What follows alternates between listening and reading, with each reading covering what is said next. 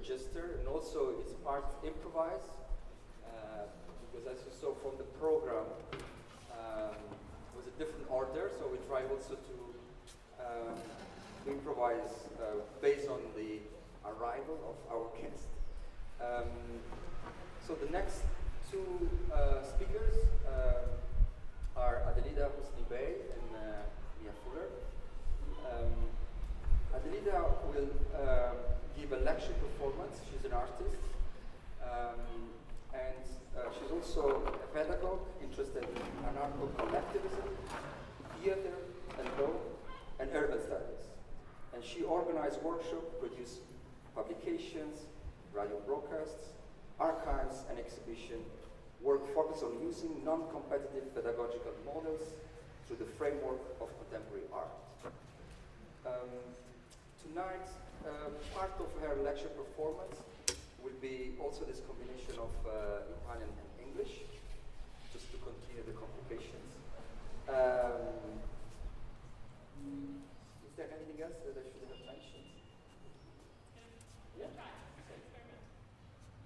So please welcome Adelita.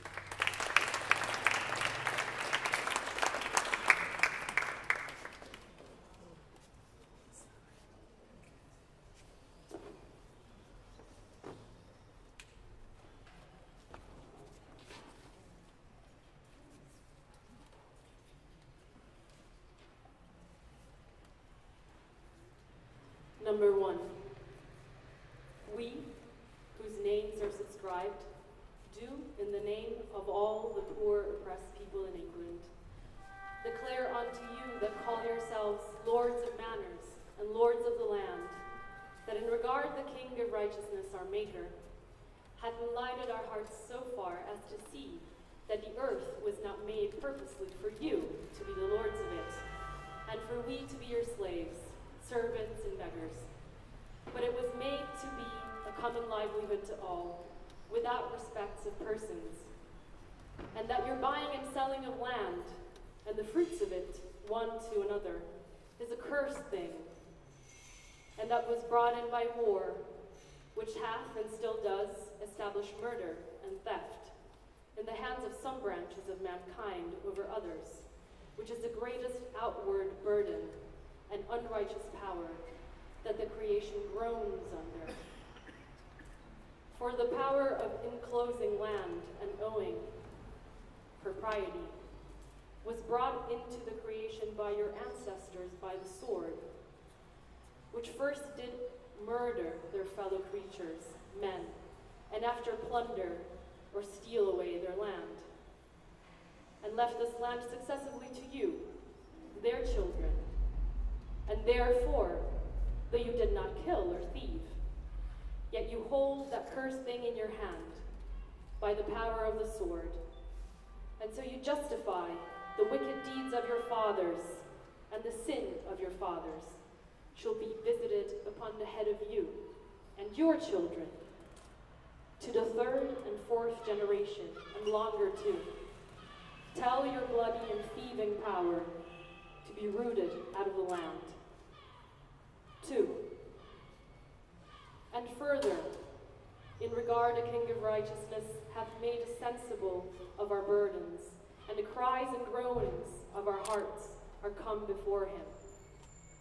We take it as a testimony of love from him, that our hearts begin to be freed from slavish fear of men, such as you are, and that we find resolution in us, grounded upon the inward law of love, one towards another, to dig and plough up the commons and the wastelands through England, and that our conversation shall be so unblameable that your laws shall not reach to oppress us any longer, unless you, by your laws, will shed the innocent blood that runs in our veins. 3. For though you and your ancestors got your propriety by murder and theft, you keep it by the same power from us that have an equal right to the land with you. For the earth, with all her fruits of corn, cattle, and such like, was made to be a common storehouse of livelihood to all mankind, friend and foe, without exception. Extract from a declaration from the poor oppressed people of England. Gerard Winstanley, 1649. Principles. Number 1, we occupy empty houses, not other people's homes. We stand for housing for all as a right. The council housing's waiting list does not house people. It's a political contract to divide people and justify homelessness. We are opposed to any discrimination over the right to housing on the grounds of race, sex, or age, or family status. Number 2, we're not trying to live rent and rate free. We squat because we have to. We cannot afford today's rent and living costs, and often cannot find suitable places to rent at all. Landlords will not accept rent from squatters. Number 3, we are opposed to people squatting with large private incomes, for example, in stocks or shares. Number 4, we're against squatting houses where new occupants are in the process of moving in, but flats left empty for more than a reasonable amount of time should be occupied. Number 5, where disputes arise over the use of any accommodation, we want to set up local inquiries by tenants, squatters, and community groups. Number 6, no evictions of any tenants or squats. Number 7, or gutting of empty homes. Number 8, redevelopment plans should always be submitted to conferences of tenants, trade unions, squatters, and community groups. We want real community control, which puts human and social needs before the pressures of the property markets and financiers. The Squatting Charter. Squatters Action Council, circa 1970. It's illegal to kill off your landlord or to trespass upon his estate, but to charge a rent for a slum is okay.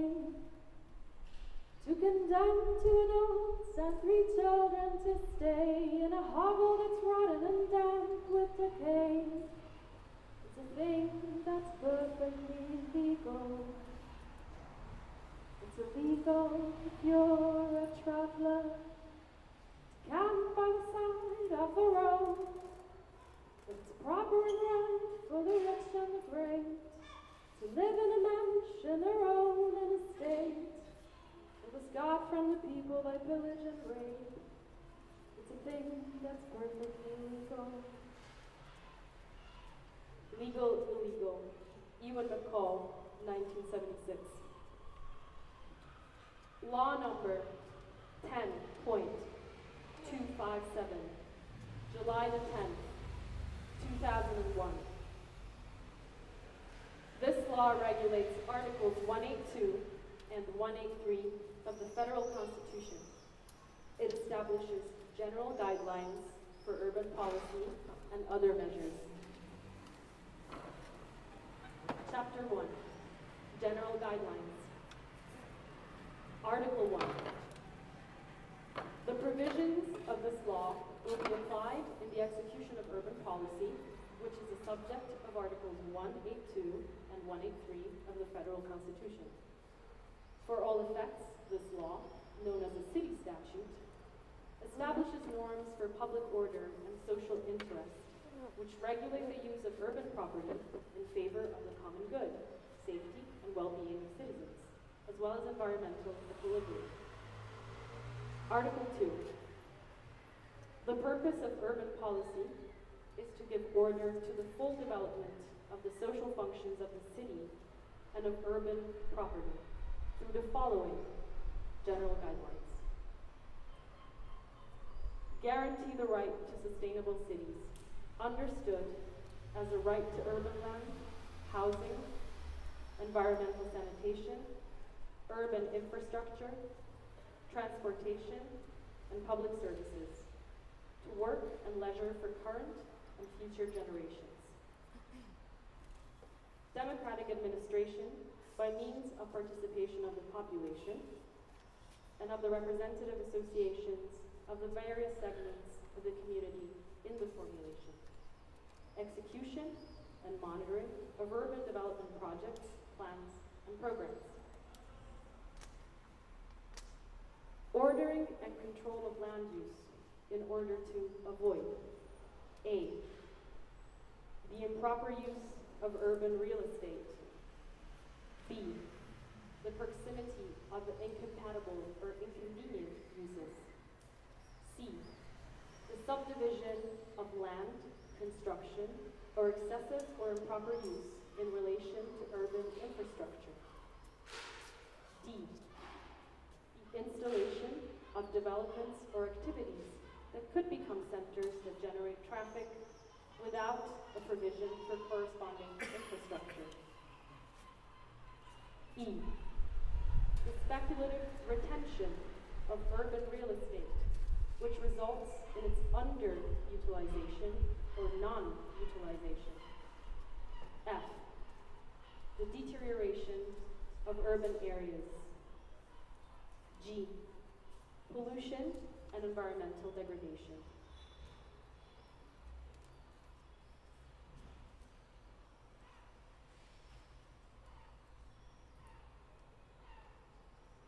The fair distribution of the benefits and burdens resulting from the urbanization process shall be shared by all. The City Statute of Brazil, 2001.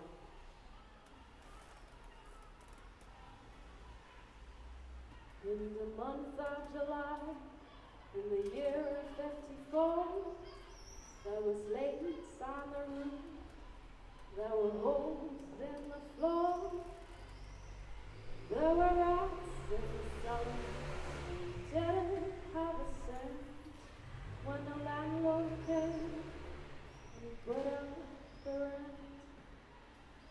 Oh, that greedy landlord, oh, the landlord, oh. Well, he said it was a pity, and it really was a shame, but he couldn't spare a copper for the mending of the drain. And the paint was so expensive that we ought to lend a hand and pay a little extra to the man who owns the land. Oh, the greedy landlord, oh, the landlord, oh. And he promised to be faithful, and he promised to be true, and he promised that he'd make a little house as good as new, and folks would come around, see you for miles, and pay a little extra to the man who owns the ground. Oh, greedy landlord, oh, the landlord, oh.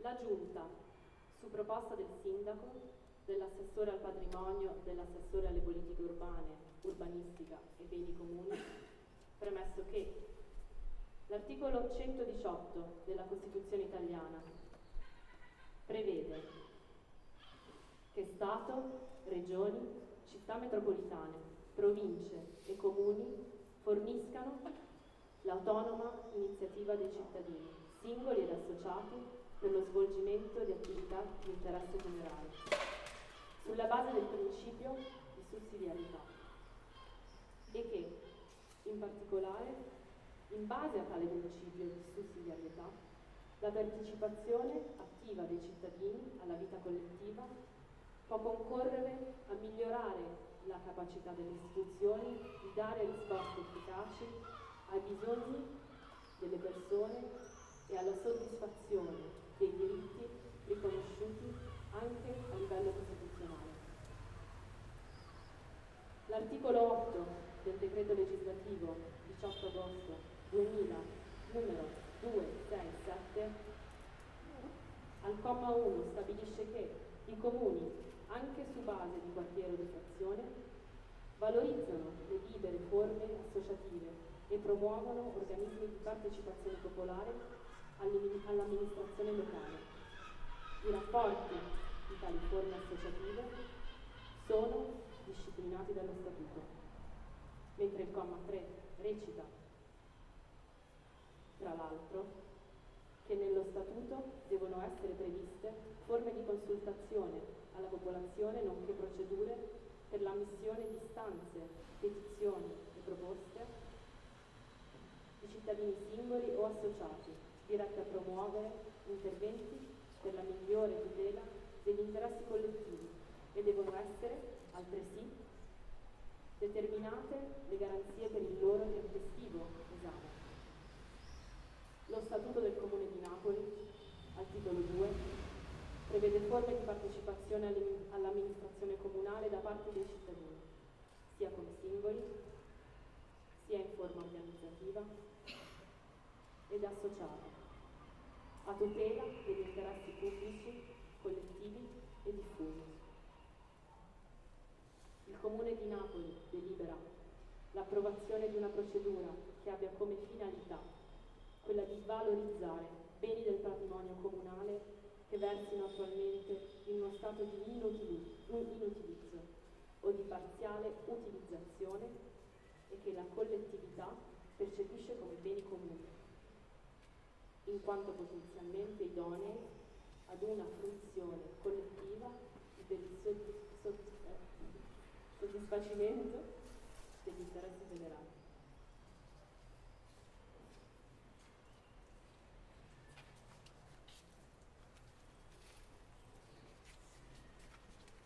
The cat has a house, and the rat has a house, and the dog, and the mouse, and the flea. And the snail has a house, and the whale has a house, and they all have a house but me. Oh, the pig has a pen, there's a coop for the hen, and the bird has a nest in a tree. And the snake has a hole, and so does the mole. But there's no kind of place for me. The sign on every building says, my children want to hear. When I grow up, the sign will say, landlords kindly stay away. The cow has a house, and the saw has a house. The Pentagon takes us to scenery. There's hangars for planes, houses for trains, garages for cars, and taverns for bars, buildings for stores with 17 floors, money enough for 3 world wars. So they couldn't build a house for me. No House, Marvin Reynolds, 1958. Convention on the Use of Space, 2014. Preamble. Acknowledging that this legal document is a continuous collective process subject to yearly review, the adherers to this convention, considering that space, insofar as it is a scarce resource in relation to the common good, should be addressed according use value principles, considering that the use of space for financial accumulation based on its exchange value cannot interfere with the use value of space, considering that housing, as granted by the UN High Commissioner for Human Rights under the Right to Adequate Housing 2009, entails protection from forced eviction irrespective of title, recognizing that varying forms of occupation are reactions to the social economic circumstances that produce inequality, vacancy, gentrification, and displacement, and limit access to affordable space and therefore cannot be criminalized. Considering that a community right to use and a grassroots management of a space should be acknowledged in accordance with the World Charter for the Right to the City, 2004, considering that the real estate sector and the commercial vacancy industry stimulate speculation on the value increase of property with the prospect of financial gain, effectively sustaining rightlessness and reproducing the social economic circumstance that led to inequality, vacancy, gentrification, displacement, and the limiting of access to affordable space.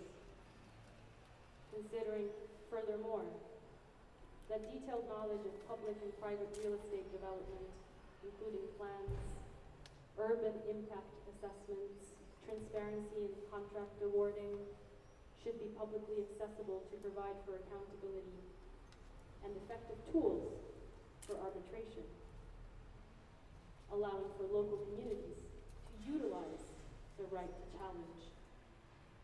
And considering, finally, that the enjoyment of rights within this convention should be secured without discrimination on grounds of race, color, gender, sexual orientation, ability, religion, age, nationality, employment, income, social origin, or migration status.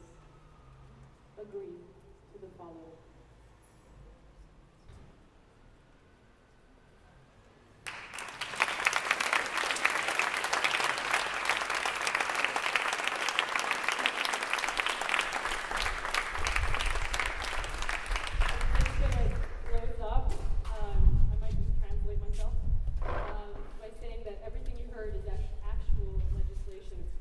Legislation from 1600 to the most recent was 2014, which I just read. Quello che ho appena detto in inglese è che quello che vi ho letto sono delle vere leggi cresciute dal basso, ve ne ho letti degli estratti dal 1600 fino al 2014. Quest'ultima legge che avete sentito è frutto di un lavoro che ho fatto con degli urbanisti e degli avvocati ed è una convenzione sull'utilizzo dello spazio nata negli spazi occupati.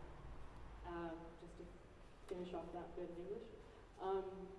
The last bit of legislation that you heard was something I put together with jurists, lawyers, squatters, in occupied spaces, trying to safeguard the use of space in which the exchange value of space. That's all for me.